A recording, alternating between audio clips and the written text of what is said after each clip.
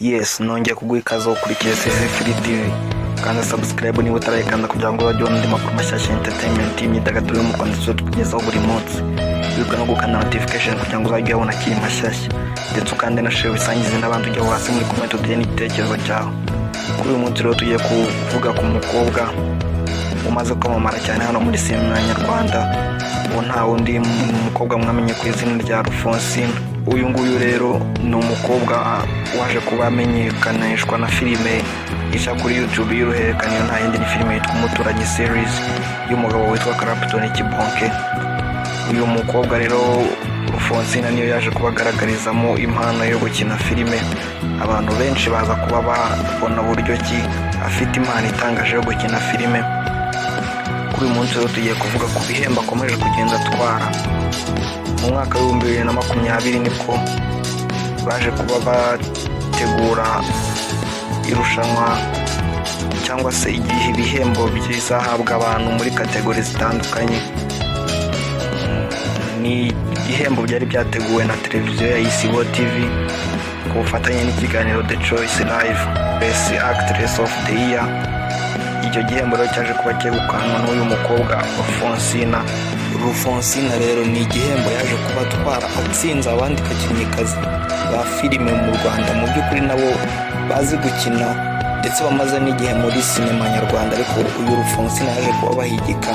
Yari The Choice Actress of the Year, aho muri abari babaye nomine harimo uwitwa Bahavu Jeannette, ngira ngo muramuzi mukina mu Mpanga, Ketchup muri Bamenya series, Mutoni Asia nawe akina mu zindi filime nyinshi, n'uwitwa Ingabire Pascaline mu Nzozi series na Alphonsine. Aba rero uko ari abakobwa batanu bose n'abakinnyikazi beza, Alphonsine rero yaje kuba bahigika abatwara iki gikombe. Ku butumwa yanyujije ku rukuta rwa Instagram rero Alphonsine yagize ati nyuma yo gutwara iki gikombe ati ndashimira Imana idahwema kungirira neza, ndetse namwe bakunzi banjye mudahwema kunshyigikira mu kazi kanjye ka buri munsi. Muri ab'ingenzi kuri njye bigatuma nkora cyane umusaruro ukaboneka.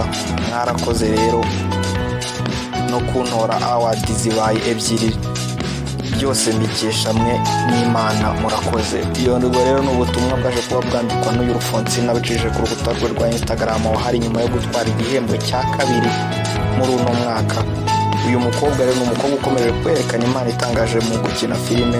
Alphonsine dukomeje kumwifuriza amahirwe masa kuko afite impano itangaje mu by'ukuri. Amazina ye nyakuri akaba yitwa Uwimpundu Sandrine.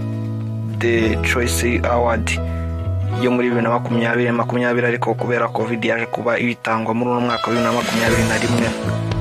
Igihembo rero cyaje kuba muri The Actress of the Year mwiza yaje kuba uyu mukobwa Alphonsine yaje kuba yegukana iki gihembo. Ejo bundi muri no minsi rero nabwo akaba yaje kuba ahabwa igihembo nanone cy'umukinnyikazi wa filime witwaye neza muri uwo mwaka, ukomeje kwitwara neza ufite impano itangaje. Uyu mukobwa Alphonsine rero ikindi wamumenyeho nuko ari umukobwa w'umusirimu w'umunyamujyi, nk'uwaka benshi mukunze kumubona akina ibintu by'ubuturage cyangwa se akina rimeze nk'umuturage cyane, avuga nkaho ari umuntu wo mu majyaruguru, ariko mu by'ukuri uyu mukobwa ni umunyakigali, avuga i Kigali. Alphonsine rero ni umukobwa kuri ubu ngubu usigaye ukina no mu zindi series, TV series cyangwa se ayandi maseri asigaye akina muri nka Ejo si kera.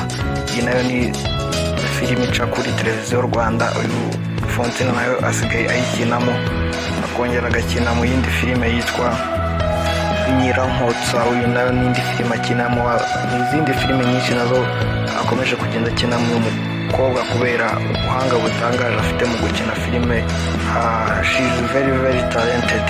Nkubutse rero ko aya makuru nk'aya n'ahandi wayasanga uretse hano kuri CC Free TV. Niba utarakanda subscribe, iki nicyo gihe kugira ngo wanzuye kandi kugira ngo uzajye ubona andi makuru mashya ya entertainment yo mu Rwanda. Yumvaga na CC Free TV. Ciao.